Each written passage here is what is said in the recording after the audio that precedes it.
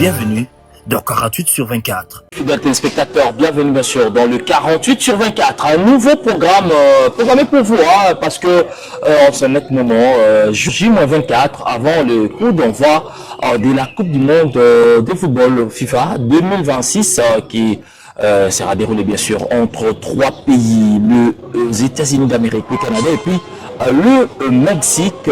Voilà pourquoi donc nous sommes obligés de vous amener, de vous conduire petit à petit jusqu'en Amérique et surtout avec ce programme lancé par Arc-en-Ciel Télévision. C'est un réel plaisir de vous présenter ces programmes fétiche et qui va vous prouver beaucoup plus, vous montrer l'éclaircissement sur la Coupe du Monde de football FIFA 2026. Je suis passé, bien sûr, on va brosser tous ces sujets, tous ces programmes avec John Divioka qui est avec nous. Salut John Divioka. Salut Randy et salut à tous les téléspectateurs des Arc-en-Ciel Télévision. Voilà, c'est une première, c'est une première pour moi de bien sûr de partager le plateau avec lui depuis mes débuts. Je l'ai toujours vu dans la télé et aujourd'hui j'ai le réel plaisir bien sûr de partager ce plateau avec lui. Nous évoquons bien sûr cette Coupe du Monde. Alors, quelle est votre pensée par rapport à cette Coupe du Monde d'abord, cette compétition proprement dite? Bon, la Coupe du Monde 2026 en tout cas c'est une Coupe du Monde de tous les enjeux. Et pourquoi? Parce que c'est une Coupe du Monde qui aura une particularité. Si on peut déjà évoquer certaines particularités, on peut parler pour la toute première fois que la Coupe du Monde se jouera avec 48 nations. Et déjà, ça sera vraiment une première de voir 48 nations et surtout l'Afrique aura 10 représentants. 10 représentants. Et on dit voilà, vous vous souvenez donc la 10e représentativité pour le continent africain. C'est la République démocratique du Congo qui avait arraché cette qualification. Et voilà donc c'est ce qui permet donc à l'Afrique de pouvoir placer 10 équipes lors de cette Coupe du Monde 2026 et que tout le monde attend. Voilà, cette Coupe du Monde 2026 que tout le monde attend, mesdames et messieurs, et surtout par rapport à cette compétition, on peut quand même le rappeler que Gianni Infantino, dans ses projets à lui, pensait pourquoi pas donner beaucoup plus de place en Afrique. Et aujourd'hui, l'Afrique est quand même bénéficiaire de ces programmes. Oui, on dit voilà. Moi, je pense que, comme vous le dites, en tout cas, je viens d'évoquer une Coupe du Monde de tous les enjeux. Et moi, je parie que la FIFA qui, à chaque fois, essaye quand même d'apporter un plus sur l'organisation dans les différentes éditions de la Coupe du Monde. Et ça prouve la suffisance qu'à chaque édition, il y a toujours une touche particulière qui s'ajoute. Parce qu'il est vrai, si vous organisez une compétition, il faut à chaque fois que vous arrivez à clôturer, n'est-ce pas, et la compétition, ou à chaque fois que la compétition s'est finie, en tout cas, il y a toujours un moment où la Fédération internationale de football association tient ce qu'on appelle des assemblées. Exactement, l'assemblée générale. Et voilà. Et sur ces assemblées, en tout cas, j'essaie quand même de brosser un peu, pourquoi pas, les différents péripéties, s'il y a eu des anomalies, s'il y a eu des choses à corriger. Et automatiquement, on sent vraiment, à chaque fois, j'essaie quand même d'apporter un peu ce que nous appelons la plus-value. Voilà. Et c'est ainsi qu'aujourd'hui, nous sommes arrivés quand même à cette édition qui aura 48 pays. Et moi, je pense que vraiment, en tout cas, ça sera une très très bonne chose. Exactement, c'est une Coupe du Monde à vous couper, bien sûr, le souffle, mesdames et messieurs, parce que c'est vraiment une compétition qu'on va beaucoup plus surveiller entre autres, mais néanmoins. Nous allons évoquer, bien sûr, le groupe P, comme par hasard, comme au hasard, on a choisi le groupe B parce qu'on parle du Canada. Les Canada, plus organisateurs, hein, on peut dire ça, parce qu'ils sont à 3 avec le Mexique. Le Canada, bien sûr, l'année de la création, bien sûr, de sa fédération de football, ça date depuis 1912. Donc, le Canada, on va évoquer cette équipe canadienne, Jean Dubuca, par rapport à sa quête aussi de la victoire dans cette tournoi. Le Canada, qui a bien sûr participé 3 fois en phase, sa tournée de participation en phase finale de la Coupe du Monde. Qu'est-ce qu'on peut attendre de cette nation canadienne par rapport à la pression qu'ils ont sur les projecteurs, surtout avec cette Coupe du Monde organisée dans leur pays aussi? Bon, déjà s'il faut parler du Canada, je veux dire que cette participation du Canada lors des 2 dernières éditions précédentes, c'était un peu des participations timides. Hein. Je peux évoquer celle de 1986 et celle de 2022. En tout cas, le Canada n'avait pas pu sortir du lot. Quand je dis du lot, c'est-à-dire dans le groupe où le Canada a été casé, en tout cas, c'était juste une participation figurante, si je me permettre de dire ainsi. Et moi, je pense que pour cette nouvelle édition, le Canada, qui a réussi c'est-à-dire à participer du fait qu'il est co-organisateur. Exactement. Et moi, je pense que pour le Canada, en tout cas, ça sera c'est une pression déjà qui arrive par rapport aux supporters, au peuple canadien, voir un petit peu leur équipe gagner quand même. Oui, pourquoi pas, parce que le Canada, c'est quand même une grande nation, grande nation. Là, je ne vois pas d'abord l'aspect footballistique, mais en termes, c'est-à-dire de sa grandeur, et en termes de sa superficie, en tout cas, c'est une grande nation. Et je pense que le Canada est suffisamment évolué. Et c'est pas pour rien actuellement. La Fédération canadienne de football, en tout cas, essaie quand même de c'est métamorphosé, hein, parce que là, on sent quand même la Fédération canadienne de football a pu organiser un peu le football au plan national, parce qu'il y a maintenant un championnat digne qui se joue. D'ailleurs, la République démocratique du Congo est représentée là-bas, par l'entremise de notre gardien Berthaud, Dimitri, voilà, qui a quitté quand même Saint-Étienne. Hein. Montpellier plutôt, pour aller là-bas. Évidemment, oui. Et déjà... Oui, aussi Didier Drogba qui est allé jouer au Canada. Oui, mais attention, parce que Didier Drogba n'a jamais évolué dans ce game comme cela s'est fait, mais c'était beaucoup plus dans les championnats nord-américains. Parce qu'il y a aussi des clubs comme Toronto qui jouent à MLS. Voilà, et raison pour laquelle les Canadiens ont voulu, hormis le football club de Toronto qui joue au niveau de la MLS, il y a maintenant un championnat qui se joue aussi au plan national, voilà, dans leur pays. Et c'est à travers ce championnat qu'il y a des joueurs qui émergent, et ce sont, c'est-à-dire des clubs qui ont beaucoup plus fournir, voilà, le plus des joueurs dans cette sélection canadienne. Et moi, je pense que c'était une très bonne chose. Et comme vous l'avez dit, en tout cas, ils auront intérêt, quand je dis, c'est-à-dire ces joueurs canadiens auront intérêt de représenter valablement leur nation. Parce que c'est une coupe de devant, voilà. Il y a la pression. Oui, au-delà de la pression, mais du moins, la foule sera là pour leur pousser.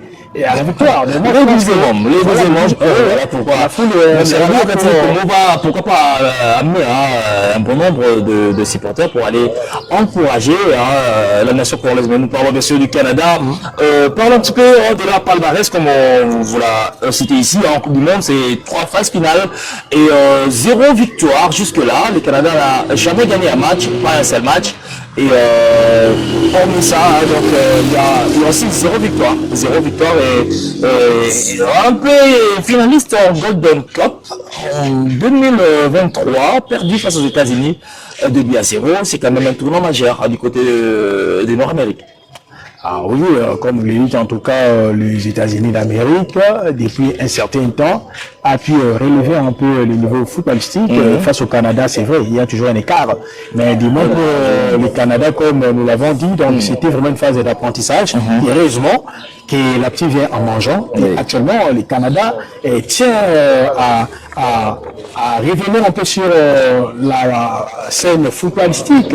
Et ce n'est pas pour rien qu'il y a actuellement certains joueurs canadiens que nous allons évoquer d'ici peu, qui essaient quand même de prouver qui sont canadiens, mais ils savent aussi jouer au football. Exactement. Donc, moi, je pense, comme vous l'avez dit, la défaite subie, moi je dirais ça, les a permis à tirer beaucoup plus de leçons. Et actuellement, en tout cas, nous pouvons accepter qu'il y a eu quand même une nette évolution au plan footballistique pour le Canada. Et vous allez bien sûr voir avec nous sur le tableau, le programme de cette nation canadienne. Retenez bien le rendez-vous vendredi 12 juin. Bien sûr, le Canada va affronter la Bosnie-Herzégovine à 21h heure de Toronto. Donc, c'est à 21h face à la Bosnie-Herzégovine. Et surtout vendredi 19 juin, le Canada va affronter le Qatar. Là, bien sûr, ça va être à minuit, donc presque à minuit, 0 heure, heure de Vancouver. Et puis le mercredi 24 juin, le Canada va devoir jouer la Suisse à 21h à Vancouver une fois de plus. Donc le Canada déjà va jouer tous ses matchs de la phase des groupes à domicile, dans ces terrains, donc il n'aura pas bougé. Tout à fait, tout à fait. Raison pour laquelle le Canada est parmi les co-organisateurs, en tout cas, tout a été structuré au niveau de la FIFA. Et il faut savoir aussi, il y a deux villes qui ont été retenues du côté du Canada. Il y a notamment la ville de Toronto et celle de Vancouver. Et moi, je pense les deux villes serviront, n'est-ce pas, de cadre pour voir évoluer cette formation du Canada. Et surtout, ça sera aussi une bonne, pourquoi pas, pour les supporters canadiens qui certainement ont pu acheter leurs billets pour les rater la performance, n'est-ce pas, que leur nation, leur équipe nationale va devoir, c'est-à-dire prouver, voilà, tout au long de cette phase finale des la Coupe du Monde 2026. Exactement. Et alors, on va bien sûr suivre la force et bien sûr leur faiblesse aussi pour essayer un petit peu de voir clair par rapport à cette nation canadienne. Suivez. En quête d'une première victoire historique en Coupe du Monde, n'est pas incongru d'être un outsider tout en étant un pays hôte et justement sans rencontre internationale de préparation en enjeu. Tollé de cette équipe canadienne, Alphonso Davies, arrivé en Europe à seulement 18 ans, Alphonso Davies n'a pas tardé à s'imposer au Bayern Munich. Malgré une concurrence sévère dans le secteur défensif formé à Vancouver, qu'il va certainement retrouver avec plaisir les défenseurs bavarois et le capitaine incontournable de la sélection lorsqu'il est présent dans le groupe. Ce qui n'était pas le cas pour le rencontre de mars, que sa blessure contractée en février avec le Bayern ne sera qu'un lointain souvenir au moment de guider ses coéquipiers canadiens vers une première victoire en phase finale et peut-être une qualification qui serait historique pour les pays. Et voilà, le temps bien sûr fort, le temps faible de cette équipe canadienne, ils ont joué quand même 4 matchs amicaux, bien sûr parce qu'ils n'ont pas eu le temps, ils n'ont pas eu à jouer le tour qualificatif, mais avec la Colombie, presque les 3 mondialistes, il y a la Colombie, il y a l'Équateur, il y a l'Islande, le Canada n'a pas gagné, mais néanmoins ils ont peut-être manifesté une volonté de marquer avec leur buteur. Mais est-ce que cela rassure un petit peu cette équipe canadienne? Oui, pourquoi pas, c'est vrai que le Canada qui se regroupe quand même dans un groupe relevé. Pourquoi? Parce que il y a le Qatar qui est là, il y a aussi la Bosnie, Exactement. La Bosnie, voilà, les tombeurs de l'Italie. Exactement. Et ça prouve à suffisance que ça ne sera pas du tout aussi facile. Voilà. Et surtout la Suisse, parce qu'il est plus je dirais le match qui sera beaucoup plus intéressant pour moi, et choc pour le Canada, c'est contre la Suisse. Parce que c'est là où le Canada doit, n'est-ce pas, confirmé. Oui, c'est les derniers matchs. Est-ce que c'est pas un piège là, jouer la Suisse en dernière position? Pas du tout. Moi, je pense que d'ailleurs, ça va leur permettre d'être beaucoup plus motivés, n'est-ce pas, en essayant d'aborder leurs 2 premiers matchs avec conviction, c'est-à-dire chercher à tout prix d'arracher les 6 points. Les 6 points, comme ça va leur permettre quand même de se mettre en évidence, allez, je dire. Parce qu'avec 6 points, ça donnera aussi, pourquoi pas, aux sélectionneurs de cette formation canadienne, le temps d'essayer un peu de tourner son effectif. Hein. Donc là, maintenant, ces matchs comptant pour la 3e journée contre la Suisse, ça ne sera pas un match avec autant d'enjeux possible parce que le Canada quand même a bien négocié les 2 premiers matchs. Évidemment, le Canada intérêt, comme je viens de le dire, de négocier un bon résultat face à ces 2 formations. Parce qu'à 6 points, déjà, le 3e match contre la Suisse, ça ne fait pas plaisir. Ça sera un match qui ne plaisera pas du tout. Exactement. Et là, ça sera aussi une opportunité pour le coach de pouvoir tourner son effectif.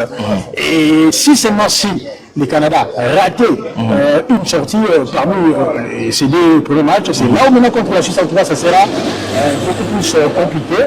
Et tout dépendra aussi de la manière où la Suisse devra aborder c'est-à-dire son entrée en lice. En compétition, bien sûr. Et surtout, retenez très bien, il y aura, pourquoi pas, même le meilleur 3e peuvent se qualifier pour le 16e de finale. Donc, rien n'est interdit, rien n'est perdu jusque-là. Et il y aura, d'office, le 2e seront qualifiés, mais il y aura cette sélection de meilleur 3e, pourquoi pas, dans cette compétition. Alors, on va jeter un coup d'œil, bien sûr, du côté de tous les équipes canadiennes, même le joueur à suivre dans cette compétition pour cette sélection canadienne. On va en image pour voir ce qui va s'y passer réellement par rapport à cette sélection canadienne. Suivez.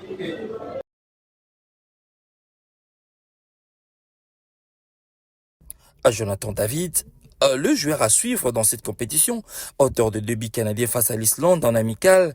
Certes sur penalty, Jonathan David est à la fois le joueur le plus capé de la sélection 2026, mais surtout les records de buts sous le maillot canadien avec 37 réalisations. Fort de 2 pieds, redoutable dans la surface, il est l'un des atouts majeurs du Canada dans ces mondiales et devrait logiquement faire parler la poudre lors du premier tour. Aux joutes européennes et aux défenses italiennes depuis son arrivée à la Juventus de Turin.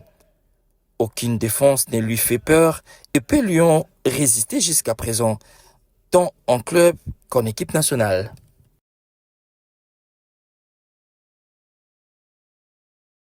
Et voilà, nous sommes de retour. On a bien surveillé le joueur et surtout les tauliers. Alphonso Davies, capitaine de cette sélection canadienne, lui qui a refusé le Real de Madrid depuis 2024, où on s'attendait, il a marqué même à Santiago Bernabéu, tout le monde s'attendait qu'il pouvait être rapatrié du côté de Florentino Pérez, mais chose qui n'a pas été faite, il est resté toujours bavarois. Est-ce qu'Alphonso Davies, cette fois-ci, avec Jonathan David, les 2 joueurs qu'on remarque là, ils peuvent réussir, pourquoi pas, cette saison? Oui, pourquoi pas, parce que Alphonso Davies, c'est le capitaine emblématique de cette formation canadienne, et d'autant plus qu'il joue au niveau du Bayern de Munich. Mais il y a la concurrence, il ne joue pas bon du tout cette saison avec Vincent Kompany. Bon, oui, tout dépend. Cela ne veut pas dire qu'il est en deçà. Et il y avait aussi cette énorme blessure qu'il a souffert. Il faut savoir que surtout dans des grands clubs, en tout cas, tout dépend aussi d'un entraîneur à un autre. Parce qu'il y a beaucoup des circonstances qui rentrent un peu en jeu. Et ça dépend aussi de la physionomie ou du projet tactique d'un coach à un autre aussi. Exactement. Donc cela ne veut pas dire qu'Alphonso Davies n'a pas le niveau requis pour être titulaire au sein de cette formation des Bayern de Munich. En tout cas, pour moi, c'est vraiment le phénomène même absolu au sein de cette formation canadienne. C'est la star incontournable au niveau du pays, même si actuellement, comme vous l'avez dit en tout cas, c'est une course contre la montre pour qu'il essaie quand même de soigner une blessure au niveau des ischio-jambiers avant le match d'ouverture parce qu'il est quand même souffrant. Et je pense de ce côté-là, en tout cas, les staffs médical canadienne s'emploie pour à ce que le joueur puisse retrouver son niveau requis et sachant qu'il sera vraiment le joueur le plus surveillé du côté de cette formation canadienne. Quant au joueur Jonathan David de la Juventus de Turin, c'est vraiment le buteur de lutte de cette formation canadienne. Une défense qui résiste à lui, hein. Ces derniers temps à l'Italie, il était en France, on l'a quand même vu évoluer, émerger, et David est un atout. Oui, après avoir évolué et empilé plus de 100 buts avec la formation lilloise. C'est vraiment un joueur, je dirais, c'est parmi des superstars, voilà. Exactement.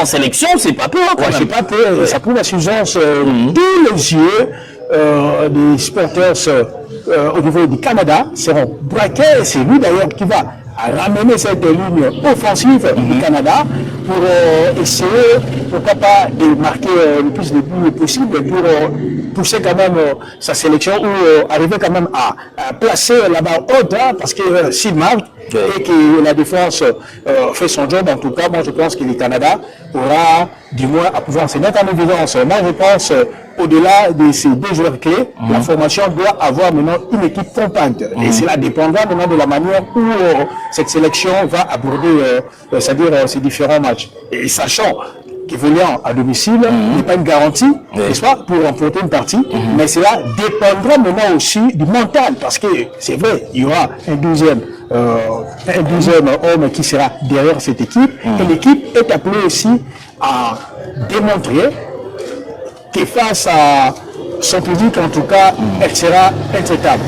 Et moi, je pense que le Canada aura une carte majeure à jouer dans cette phase finale, parce que si l'équipe n'arrive pas à passer le premier cap ou la première phase en tout cas, ça sera vraiment avec beaucoup de regrets pour les supporters et ça va risquer un peu dans l'allure où la compétition va, c'est-à-dire évoluer. Parce qu'il y a un mois et demi.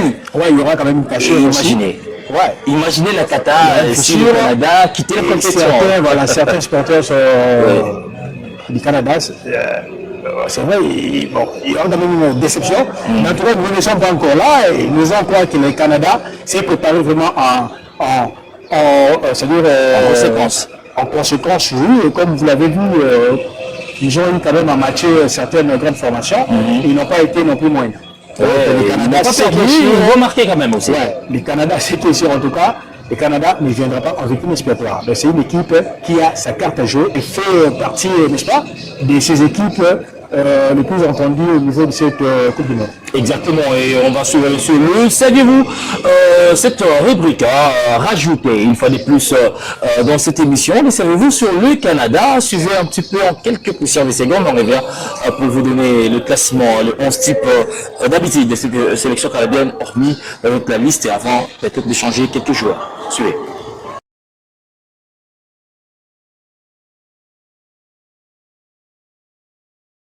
Bienvenue dans Les Savez-vous. Le savez-vous que le Canada a joué sa toute première rencontre des Coupes du Monde au Mexique en 1986 face à l'équipe de France qui a peiné pour s'imposer sur la pelouse des Lions. C'est un certain Jean-Pierre Papin qui a libéré les Bleus, marquant à la 79e minute son deuxième but sous les couleurs tricolores. Le Canada a enregistré de son côté la première de ses 3 défaites de la compétition. Un outsider tout en étant un pays hôte et justement sans rencontre internationale de préparation à enjeu. Accueillir une Coupe du Monde peut générer de l'angoisse dans un groupe. C'est probablement le cas du Canada qui a failli lors de la dernière Golden Cup éliminer les quarts de finale par les Guatemala au tir au but et qui reste sur 4 nuls lors de ses 4 dernières sorties en amical, dont 3 contre le qualifié pour les mondiaux, la Colombie, l'Équateur et l'Islande. Alors oui, le Canada a des conneries sur le front dès son attaque, avec notamment Jonathan Davis, l'ancien Lillois, qui est le meilleur buteur de l'histoire de la sélection avec 37 réalisations, ou aussi les Larins qui compte lui 30 réalisations sous les maillots rouges frappés de la feuille d'érable. Mais marquer ne suffit pas. Et même avec 2 buts inscrits face à l'Islande, les Canadiens ont concédé le nul, en encaissant également des buts. Les sélectionneurs Ressé Marsh devraient résoudre cette équation et devoir compter sur son milieu de terrain pour récupérer des ballons et produire de jeu. Il pourra, en cela, s'appuyer sur l'apport d'un ancien international mexicain, Marcelo Flores, désormais canadien. Cependant, il doit espérer, à l'image de ses coéquipiers, jouer le plus de matchs possible sur le territoire canadien. Mais il faudra pour cela terminer premier du groupe, car le place de deuxième ou de meilleur troisième enverrait automatiquement les Canada de l'autre côté de la frontière pour y disputer leur premier 16e de finale.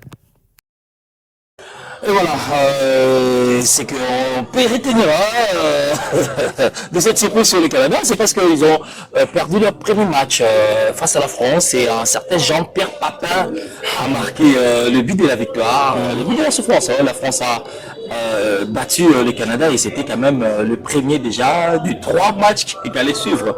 Et bien sûr au Mexique en 86 et aujourd'hui le Canada a quand même la Coupe du Monde à domicile. Est-ce qu'il peut quand même créer la surprise cette fois-ci? Oui, comme nous avons évoqué deux superstars de cette formation, ils seront également aussi accompagnés par d'autres qui sont là. Je vais parler de Carlon Bushman, qui évolue au niveau de Villarreal. C'est vraiment un élément percutant et technique aussi. Et je pense évoluer déjà dans un club tel que Villarreal en Espagne et avec sa vision de jeu en fond, donc il est vraiment un élément indispensable aussi dans l'entrejeu de cette formation. Et sachant que le sélectionneur Joyce Marsh, qui sera là pour, n'est-ce pas, donner quand même du temps de jeu à tous ces jeunes pour qu'ils puissent ensemble donner quand même une place de choix à cette formation. Et il ne sera pas seul, il y a également Ismaël Koné de l'Olympique de Marseille. Il y a également Alistair Johnson de Celtic Glasgow FC. Il y a également Stephen Ofakio de FC Porto. Et ça prouve à suffisance que ce sont quand même des grands clubs. Et donc, ils ne seront pas venus en victime expiatoire, sachant qu'ils ont quand même des joueurs qui jouent au haut niveau. Et moi, je pense avoir intérêt à compter beaucoup plus sur cette formation canadienne. Qui évolue souvent au 4-4-2, donc c'est le classement qu'ils ont d'habitude, vous le voyez bien sûr sur vos écrans, mais retenons quand même qu'avant la qualification d'office en 2026, le Canada n'avait atteint la phase finale qu'à des reprises, comme on l'a cité ici, dans son histoire. C'est en 86 et en 2022, et à chaque fois le Canada a quitté la compétition à l'issue du premier tour déjà, et sans avoir remporté la moindre match, ni concédé même donc on va assurer des prix dans le bloc canadien à la Coupe mondiale. Il y a même de 6 défaites en 2 participations. Donc les 6 matchs joués, et c'est quand même 6 défaites, 0 nul. Peut-être cette fois-ci, le Canada aura la vengeance, pourquoi pas, de remporter son match. Est-ce que, Jean Duvuka, vous avez quelques mots à rajouter par rapport à cette rencontre du Canada? Bon, pas du tout, pas du tout. Nous avons pratiquement brossé un peu sur tous les aspects reliant la performance de cette équipe canadienne par rapport aussi à l'enjeu du taille de cette compétition. Et tout dépendra de la manière dont cette équipe devra aborder sa compétition, sachant qu'elle va évoluer à domicile. Et voilà, donc sachant cette équipe canadienne va évoluer à domicile, donc c'est alors que nous allons pourquoi pas essayer de suivre cette équipe canadienne. Alors on va pourquoi pas évoquer cette fois-ci le Qatar. Le Qatar, parmi les adversaires du Canada dans ces groupes B, le Qatar, on n'oubliera pas, ils ont radié à eux seuls la Coupe du Monde 2022. On se souvient très bien, cette équipe qatarienne mais regardons un petit peu, créé en 1960. Le Qatar a quand même l'âge de la République du Congo, sa fédération. Créé en 1960, sélectionneur, c'est Julien Lopetegui. Et Julien Lopetegui nous rappelle son passage en 2018 avec la sélection espagnole, je me rappelle bien. C'était en 2022. 2022, Julien Lopetegui était sélectionneur de la Rora, mais après avoir annoncé son départ après la compétition, il a été banni avant même la fin de la Coupe du Monde, parce qu'il avait annoncé à son arrivée au Real Madrid. Ça a tourné aussi fiasco. Et Lopetegui est allé faire qualifier quand même cette équipe canadienne avec beaucoup de souffrance. Lopetegui, cette équipe qatarienne, bien sûr, cette fois-ci, il n'y avait pas des coupes du monde organisées. On devait quand même jouer les tours préliminaires et ils ont quand même réussi à qualifier cette équipe canadienne. Ah oui, c'était d'ailleurs avec brio et pour sa deuxième Coupe du Monde consécutive. Et moi je pense que la formation qatarienne s'est terminée à la première place et ça prouve à suffisance que c'est une équipe qui apprend, n'est-ce pas, en essayant de jouer, en négociant des très bons résultats et cette équipe arrive quand même à créer une âme. Et moi je pense avec l'expertise de leur coach, comme vous l'avez bien dit, c'est un entraîneur un ancien joueur aussi, Lopetegui, il a joué avec la Rora, le Real Madrid et consorts. Il a l'expérience, mais cette fois-ci, cette sélection qatarienne peut faire une surprise par rapport à ce que vous voyez. Bon, une surprise, je dirais, c'est un peu envisageable, mais c'est là, vous savez, actuellement en tout cas, toutes ces équipes qui se sont qualifiées pour la Coupe du Monde, s'ils sont arrivés, c'est-à-dire ces équipes sont arrivées à ce niveau de la compétition, ça prouve à suffisance, ces équipes ont les niveau requis. Mais cela dépendra maintenant de la manière que chaque équipe devra aborder, parce qu'on ne peut pas dire d'emblée que c'est une équipe qui viendra peut-être en victime expiatoire ou bien une équipe qui ne viendra que faire, c'est-à-dire de la figuration. Moi, je ne dirais pas cela, mais tout dépendra. Pourquoi? Parce que le football nous a réservé pas mal de surprises. Nous avons vu la Costa Rica battre les grandes nations de football, à l'instar de l'Espagne, à l'instar... C'était l'Honduras, c'est comme si l'Honduras. Costa Rica. Exactement. Voilà, avec leur gardien de Madrid. Voilà. Personne ne pouvait y croire. Nous l'avons vu tout récemment avec le Maroc, qui avait surclassé pratiquement les grandes nations en football cycle. Et nous l'avons vu avec l'Arabie Saoudite, qui avait battu un match face à l'Argentine de Lionel Messi. Donc ça prouve à suffisance le football actuellement en tout cas. C'est le terrain qui parle. C'est le terrain qui parle. Mais du moins, ça sera quand même un match beaucoup plus difficile pour cette formation, car le premier match sera un certain 13 juin face à la formation suisse et ça va se jouer à San Francisco. Et c'est là où maintenant le Qatar est appelé à négocier un bon résultat. Le 13 juin, c'est le jour de mon anniversaire. Donc, je suis né le 13 juin et Canada-Suisse, pourquoi pas, Qatar-Suisse, le jour de mon anniversaire. Oui, c'est vraiment cette date où nous allons voir si cette formation qatarienne sera-t-elle en mesure de tenir la tête face à cette formation suisse, sachant que la formation suisse dans ces groupes B, c'est vraiment la formation qui a beaucoup plus de chances. Exactement, et malgré qu'elle est deuxième, elle reste favorite. Elle reste favorite, mais sur le terrain en tout cas, il y a beaucoup d'aspects des choses qu'on peut lier en rapport avec l'aspect sportif, n'est-ce pas? Et je peux dire aussi, surtout en termes de la valeur intrinsèque de chaque formation. Exactement. Évidemment. Et cette équipe aura aussi à matcher un certain 18 juin, la formation du Canada, avant de clôturer le 24 juin face à la Bosnie-Herzégovine. Voilà. Donc, c'est une équipe qui n'a pas vraiment un effectif assez riche, mais il y aura, c'est-à-dire un effectif, comme je l'ai dit, qui va s'appuyer sur la continuité du projet. Parce que on peut aussi parler aussi entre l'expérience et la jeunesse que les coachs, le PTGI est en train de faire combiner, n'est-ce pas, pour essayer quand même de présenter une image acceptable ou une équipe capable, n'est-ce pas, de compétir à ce niveau de la compétition. Oui. Mais dis-moi, il faut aussi citer certains joueurs, si vous me le permettez. Il y a Akram Afif et Almoez Ali.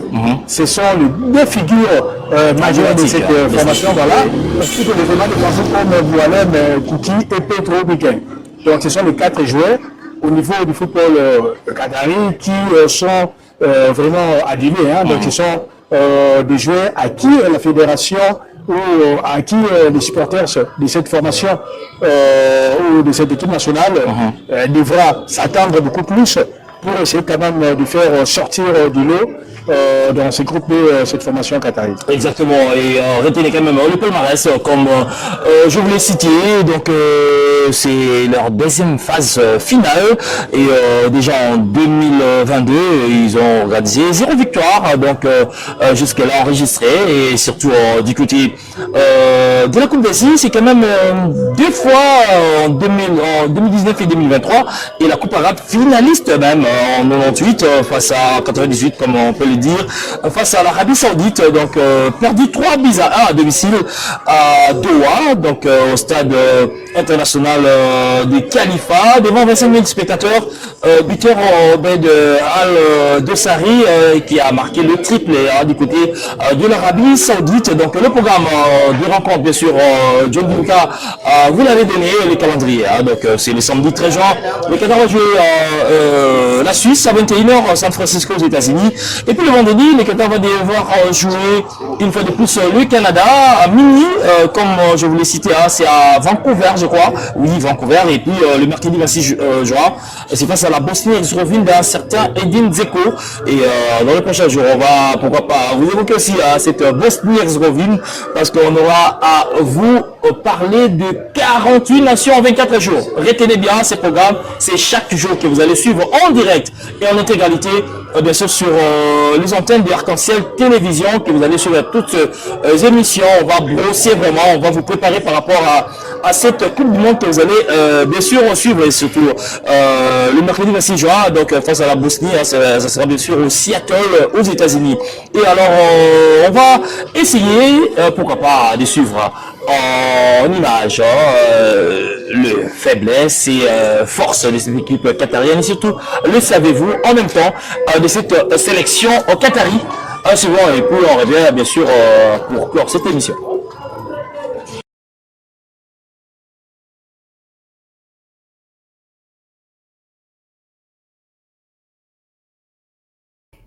Qualifié d'office en 2022, le Qatari ont cette fois bataillé pour atteindre la phase finale et héritent d'un groupe copié avec d'entrée l'équipe de Suisse avant les Canada. Premier de son groupe de qualification, au deuxième tour, puis quatrième. Au troisième tour, derrière les Émirats Arabes Unis, le Qatar a finalement réussi à battre son voisin au quatrième tour pour s'offrir un billet vers la Coupe du Monde. Et surtout, la première qualification de son histoire acquise sur les terrains.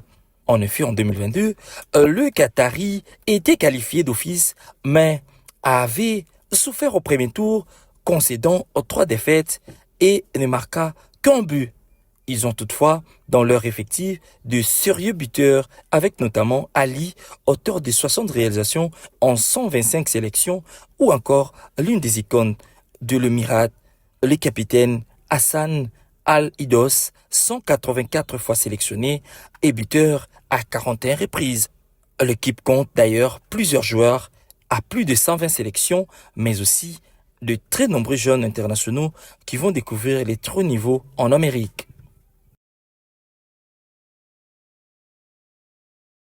Le savez-vous que le Qatar a participé à la Copa América en 2019 au Brésil? Car la Comebol, qui ne comptait que 10 membres, invite des équipes étrangères à chaque édition. En 2021, le Qatar était de nouveau invité, mais a décliné en raison d'une modification du calendrier. Le retour sur ce plateau et cette équipe canadienne, qatarienne, évolue quand même en 2, 3, 4. Donc voilà, vous voyez bien les classements. Alors le Qatar, bien sûr, peut nous créer une surprise. Bon, oui, pourquoi pas. Dans un match de football, la surprise n'est pas du tout exclue, allais-je dire. Mais cela dépend aussi du tempérament d'une sélection à une autre. Et moi, je pense si le coach Lopetegui s'est dit je viens pour jouer ma carte et pour, n'est-ce pas, permettre quand même à mes joueurs de jouer librement tout en étant libres. Et moi, je pense que c'est une équipe capable, n'est-ce pas, de démontrer quand même de très bonnes choses. Et parce qu'en face, c'est vrai, hormis la Suisse, il n'y a pas vraiment de cadors, parce que les Tatars peuvent tenir en échec, pourquoi pas, la Bosnie. Elle peut aussi le faire, c'est-à-dire c'est une formation qui peut aussi tenir la tête, pourquoi pas, à la Suisse. Et tout dépendra. Mais seulement si, comme je l'ai dit, le coach veut jouer la gamme. Mais si on veut préserver un peu, vu que nous allons matcher la formation canadienne ou nous allons jouer la Suisse, bon, on va rester beaucoup plus derrière pour laisser l'adversaire faire un jeu. Et à nous maintenant de voir comment est-ce qu'on peut réagir par des transitions offensives ou soit on peut contre-attaquer. Et cela dépendra aussi avec le type de joueur ou la valeur de précède, comme je l'ai dit, que chaque équipe pourra avoir. Parce que là, en tout cas, à ce niveau de la compétition, comme je viens de le dire, en tout cas, chaque joueur est là pour essayer de vendre son image. Et moi, je pense ce sont quand même des joueurs capables, ce sont des joueurs qui savent la teneur de l'enjeu, et ce sont des joueurs qui savent que la Coupe du Monde, c'est une compétition, que tout le monde n'est pas permis. Ça n'arrive pas à tous les joueurs. Exactement. Et lorsque vous êtes, c'est-à-dire repris sur la liste d'une sélection pour jouer, en tout cas, il faut donner le meilleur possible pour essayer quand même de porter votre sélection nationale. Exactement, et retenez quand même sur ce stade 4 du Canada, donc du Qatar. Je ne sais pas pourquoi je parle trop du Canada et pourtant sur le Qatar. Mais le nombre, on a eu à aborder d'abord les Canada. Les Canada et puis voilà. Et le nombre, bien sûr, de joueurs dépassant les 120 sélections. Parmi dans cette équipe, c'est aussi avec leur capitaine, donc Al Aidos, qui détient le record de plus de 184 sélections en convocation bien sûr avec son équipe du Qatar. On souhaite un beau vent parce que le Qatar va devoir déjà dès l'entame jouer face à la Suisse, l'équipe la plus quand même forte de cette groupe B de la Coupe du Monde FIFA 2026. Merci John Dijuka pour votre amitié de nous assister à cet premier rendez-vous, et habituez-vous, pendant 24 jours on va vous servir à 48/24, c'est le programme d'RTL Télévision. Merci à l'équipe technique, on se retrouve dès demain déjà pour d'autres affiches. Portez-vous bien, au revoir chez vous. Merci.